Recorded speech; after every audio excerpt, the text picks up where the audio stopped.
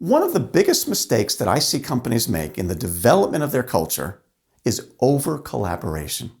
We get too many people involved and we try to find a way to come up with something that'll satisfy everybody. And we end up with this watered-down list of behaviors that don't necessarily reflect the vision of the leader. Or maybe we end up with a list that's overly influenced by the loudest voices in the room. So, who should be involved in this process?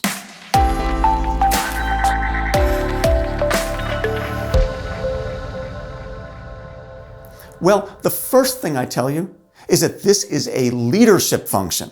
It's one of the principal responsibilities of a leader to define the vision and the direction of the company.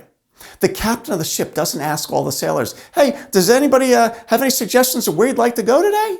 No. He says, "This is where we're going. Come on, let's go." That's what leaders do. Now, most of you watching this video are probably large enough that you have a senior leadership team, or maybe you're part of a senior leadership team. I'm a big advocate for the inclusion of the senior leadership team in this process, but I'm going to be very specific in my language around this. So notice how I say this.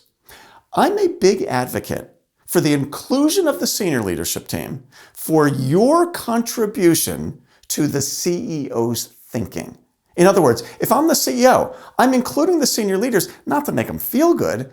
I'm including them because they're smart, because they've got good ideas and their ideas could influence mine. But at the end of the day, this is not a majority vote. It's not a consensus. It's not, let's make sure everybody gets some of what they'd like to see. No, it's what I want it to be, but I'm influenced by the really smart people that are on my team. And we're definitely not going out to all of our employees and asking them, "So, what do you think the values are around here?" I don't care what they think. And I don't mean that in a harsh or derogatory kind of way. I like to say that this is a design function. We're designing the extraordinary company that we're trying to build. We're not designing it around all the people that we coincidentally happen to have today and what they'd like to see.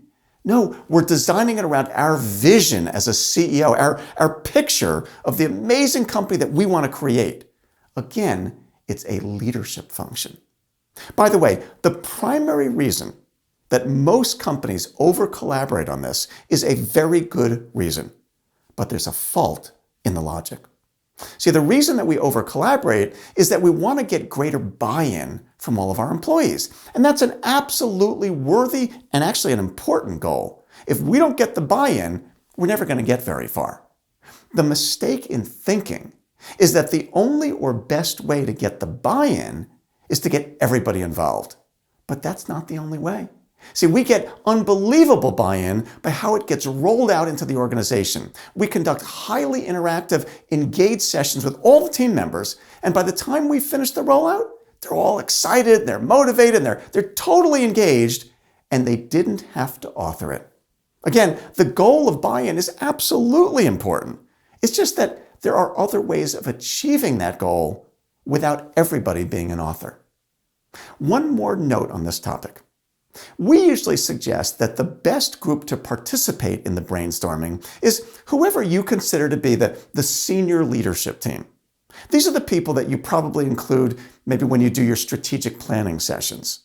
Most often, it's usually a group of, I'd say 5 to 8 people or so. However, if there are good reasons that maybe for you it makes sense to include some other leaders, and the group ends up being, more like 10 or 15 people, that's actually perfectly okay. In fact, when in doubt, I would probably err on the side of including a few more leaders if you're not sure, rather than excluding them.